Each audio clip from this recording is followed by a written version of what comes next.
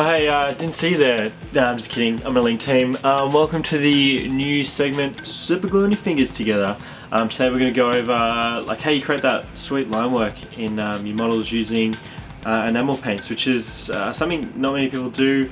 I've been asked a lot about it in the Infinity forums, so I thought I'd do a tutorial on it.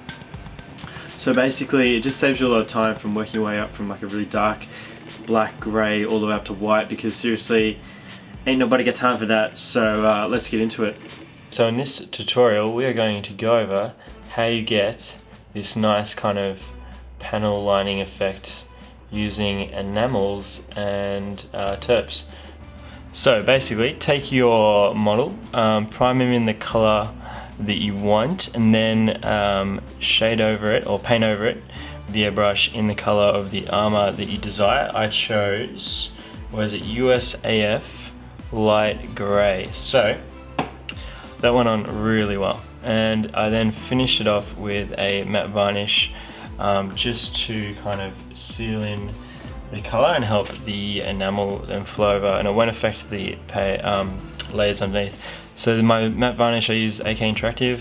I find that it's really good in terms of it won't dull your colours, it'll keep the vibrancy, and it won't give you any sort of powdered effect.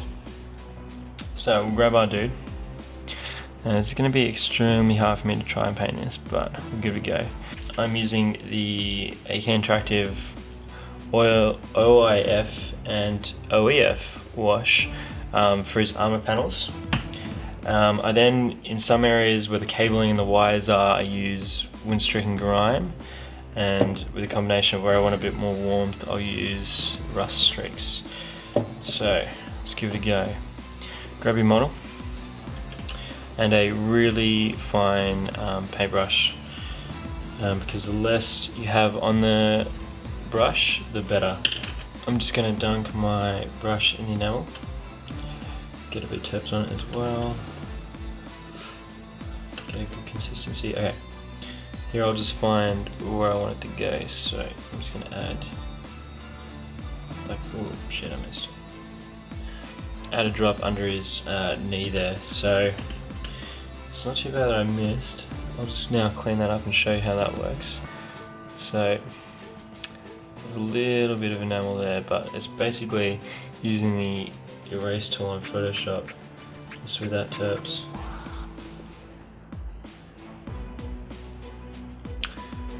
It will run into the cracks and crevices away from the surface. And that's to do with the surface tension which you've created through the matte varnish, and hopefully a nice flat even coat that you've used on your airbrush.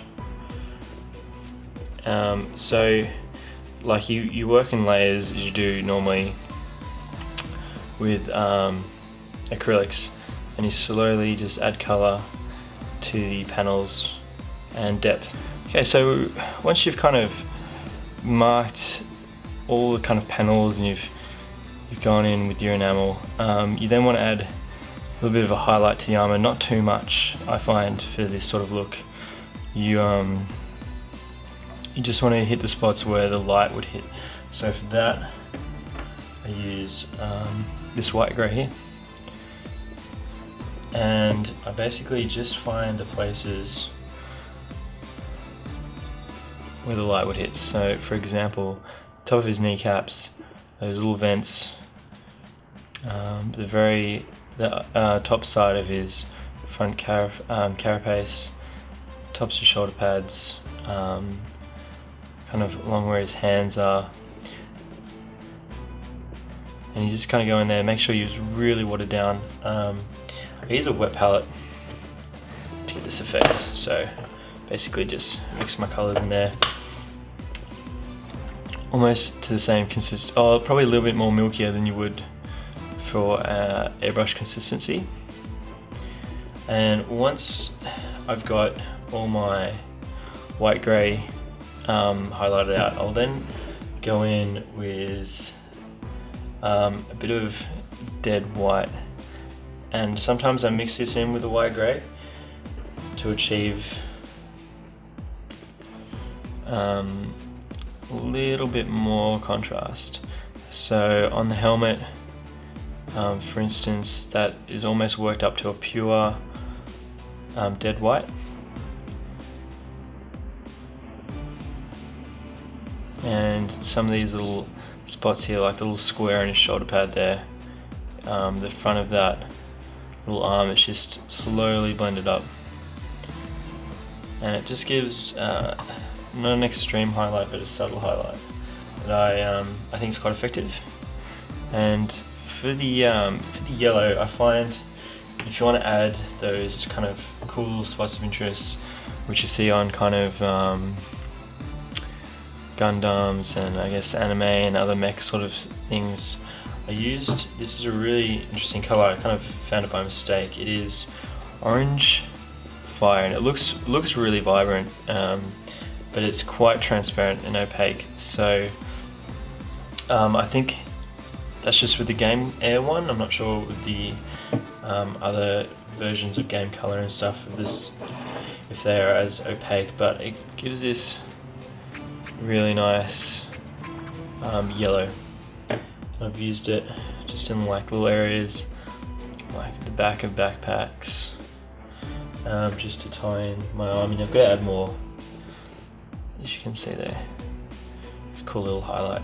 I think it adds, especially with a model with such a broad, it's just pretty much all grey. You've got to give little highlights of colour and people to look at, little spots of interest, which really help sell the model in the army. So there you go. If you've got any questions and other stuff you want to know, I'll give it a shot. It's really hard to paint behind my camera because it's such a huge beast, but I'll see if I can give it a go in the next one. Alrighty guys, hope you found that tutorial pretty useful. Next one I think I'll do on the terrain that I make and how I kind of achieve that effect with really simple techniques. It's basically just block colors and then enamels for shade, pigments for highlights, and that's what gives you contrast. So tune in next time on Gluin Your Fingerz.